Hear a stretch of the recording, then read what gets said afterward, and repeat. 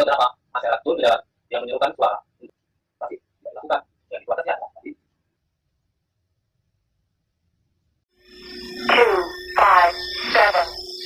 257 1 2 3.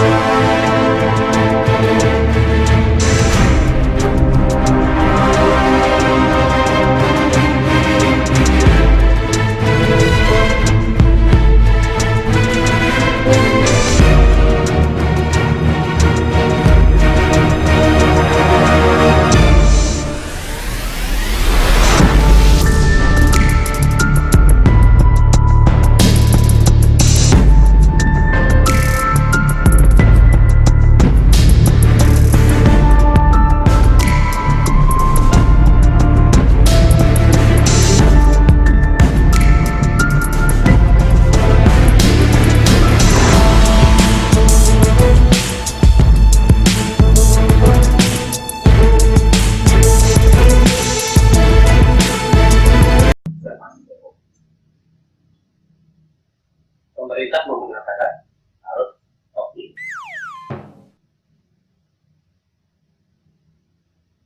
Omnibus Law terakhir katakan untuk mensejahterakan kehidupan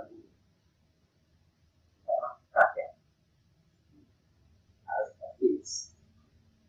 Oke, pertama mundur di dalam malam hari.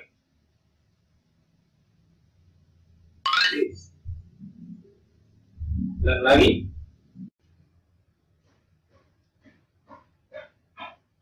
undang-undang yang dikatakan untuk kebaikan masyarakat di demo oleh mahasiswa dan buruh. Caranya juga harus optimis.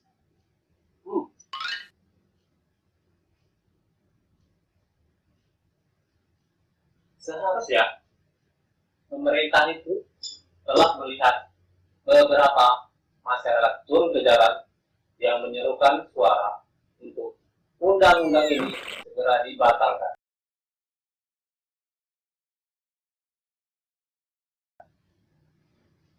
Dan balasannya hoax, bla bla bla bla. Satu pemerintah itu mengeluarkan undang-undang omnibus itu melalui websitenya dan menangkal semua tokoh non-muslim. Maka yang demo akan berhenti dan mereka akan melihat dan mensuarakan di mana bagian buruknya dari undang-undang tersebut, benar atau tidak.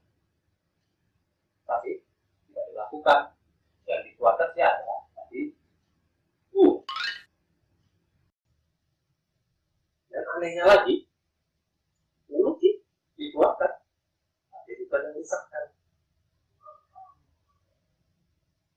Dan yang anehnya lagi, apa yang dikeluarkan itu sering berubah-ubah dalam hal ketebalannya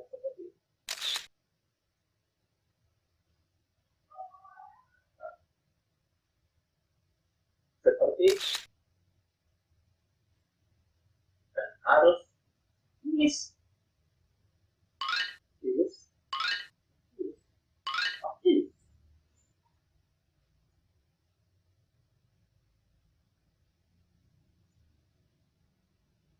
Kemudian sesuatu yang sudah disahkan direvisi kembali. Optimis.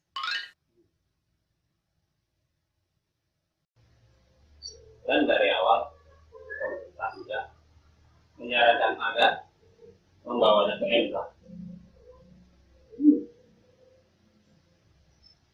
Setelah ditandatangani dan dirawat ada kesalahan, akan dibawa ke MK.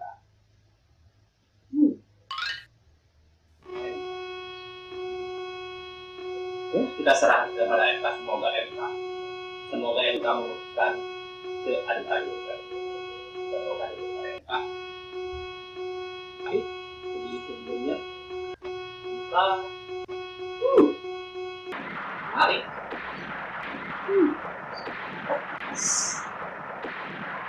ya selamat berjuang kepada yang memperjuangkan agar omnibus law ini dihentikan. Omnibus Law untuk kepentingan rakyat dan kesejahteraan rakyat Indonesia.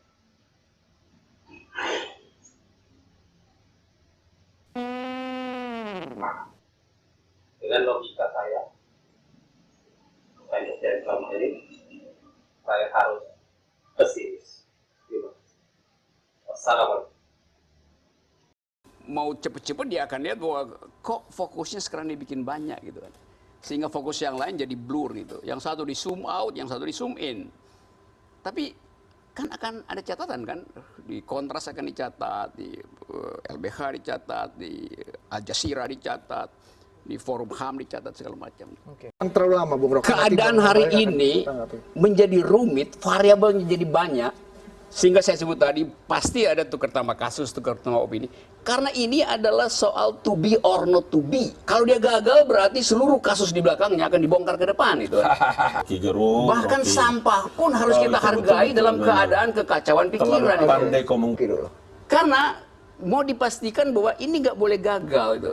Jadi keterangan itu yang menjelaskan bahwa soal-soal politik hari ini memang jadi rumit. Sehingga transaksi pasti terjadi itu. Yaudah, itu soalnya.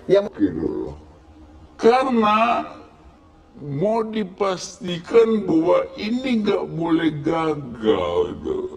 Jadi keterangan itu yang menjelaskan bahwa soal-soal politik hari ini memang jadi rumit. Sehingga transaksi pasti terjadi itu.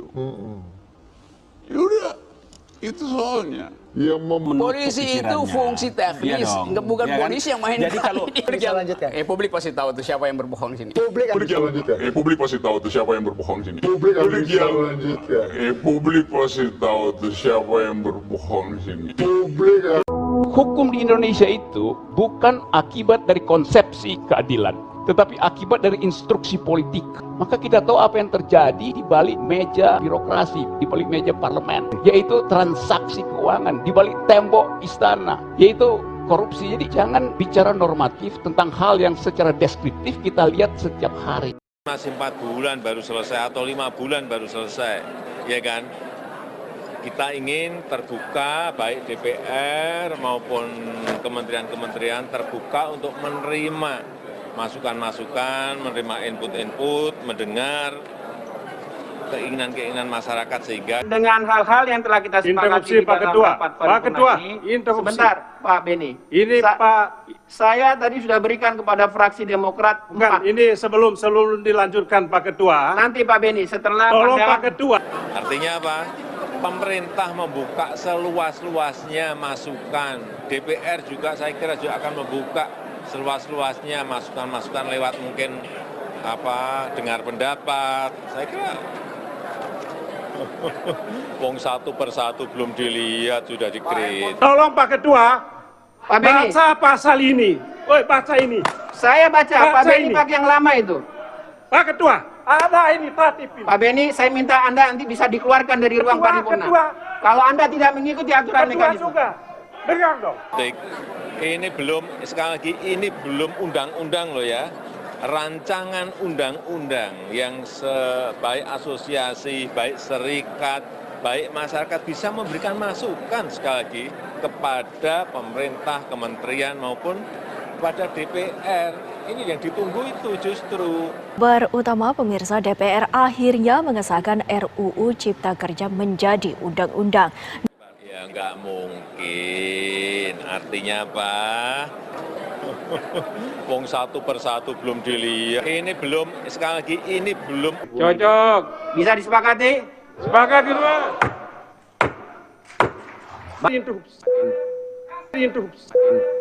Itu bertanggung jawab.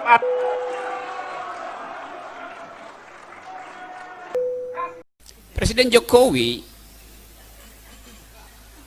kitab politiknya diberi judul Nawacita, mengikuti narasi Bung Karno yang adalah guru besar Andi Nuwawea. Sekarang saya tanya, dari uraian tadi yang dimulai dengan Pak Arief tadi yang langsung apa namanya vertical take off itu, dia nggak begini, dia langsung tag sebagai orang ahli pesawat ya, vertical take off itu. Dan uraian teman-teman tadi, seandainya naskah Omnibus Law ini dibaca oleh Bung Karno, apa reaksi Bung Karno?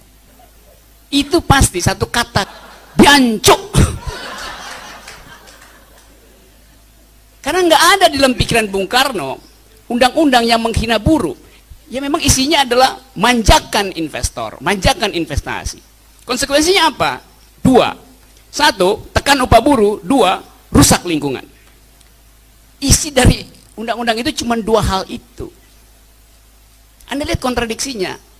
Konstitusi bilang setiap warga negara berhak atas pekerjaan yang layak. Sekarang undang itu rubah, setiap warga negara asing berhak atas pekerjaan yang layak. Ini logikanya begitu kan jadi. Ini logikanya begitu kan jadi. Bagian akhir tuh, ketentuan-ketentuan lain. Dinyatakan di situ, demi percepatan investasi, maka pemerintah bisa mengeluarkan perpu untuk memperbaiki, mengubah atau membatalkan pasal-pasal yang tidak menuju pada percepatan. Kira-kira tafsirnya begitu. Jadi kalau undang-undang ini nggak efektif, akan ada peraturan pemerintah untuk membatalkan pasal yang tidak efektif. Jadi peraturan pemerintah bisa membatalkan undang-undang tuh. Dan itu pasti akan disebut dungu oleh ahli-ahli hukum itu. Jadi segala macam argumentasi yang diuraikan di situ membuat kita menganggap bahwa memang ini undang-undang itu sama seperti kita mengkhianati nawacita yang dimaksud Bung Karno untuk menghargai kaum pekerja itu. Jadi saya bayangkan ini ada perangko wajah Bung Karno ditempel di kertas toilet itu. Satu penghinaan terhadap alam pikiran awal pendiri Republik ini. Kan ini satu orkestrasi yang dari awal diinginkan oleh presiden itu. Undang investasi. Dari awal kan itu tema kampanyenya. Agar supaya terjadi pertumbuhan. Tidak terjadi pertumbuhan, bikin Omnibus Law. Zaman SBY pertumbuhan 6%. Tanpa Omnibus Law. Jadi jalan pikirannya ngaco. Sekarang kita mau cari siapa yang punya kepentingan dengan undang-undang ini. Gampang, lihat aja. Setelah undang-undang ini disahkan, seandainya disahkan, minggu pertama, siapa yang langsung dapat kuota impor? Minggu kedua, siapa yang sudah dapat surat untuk rent seeking, cari renteh di dalam investasi itu? Mudah sekali. Siapa? Ya dia juga. Sekarang apa pilihannya gitu? Politik tidak berubah karena duel argumen. Politik tidak berubah hanya karena kekuatan argumentasi, tapi karena perimbangan politik di lapangan. Jadi karena itu kalau ada usulan apa yang harus dilakukan, ya demo aja. Itu menunjukkan bahwa dari awal memang undang-undang ini disembunyikan intinya tuh. Lalu diajukan ke publik dalam suasana kedaruratan semacam ini. Lalu kita dipaksa untuk berargumentasi. Ngapain? Kan kita disodorkan permainan yang sudah selesai sebetulnya kan. Proses untuk tiba pada konsep akademis itu kalau Anda baca dasar filosofi, dasar sosiologis itu asal-asalan ditempelkan aja. Jadi dia dibuat belakangan untuk mengamankan tujuan growth tadi. Pas kemarahan publik yang selama ini tertunda akibat berbagai macam isu sampingan, radikalisme, undang-undang ini, undang-undang itu. Pada akhirnya kita mesti anggap bahwa perencanaan kejahatan dari awal memang dimaksudkan secara serius oleh rejim. Perencanaan kejahatan. Mulai dari